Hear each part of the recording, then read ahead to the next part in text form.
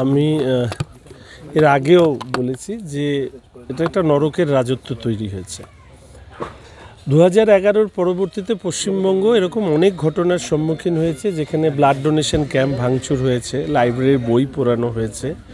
ফলে relief material ডিস্ট্রিবিউশনের সময় মার খাওয়াটাতে এটা আমি অন্তত আশ্চর্য বোধ করি না।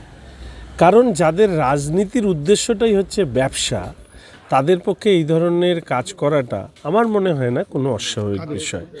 তৃণমূল কংগ্রেস শাসক দল এবং তাদের অত্যাচার, বিশেষ করে মাননীয় মুখ্যমন্ত্রী এবং তার পার্ষদরা এই রাজ্যে একটা লুটেরাদের রাজত্ব তৈরি করেছেন।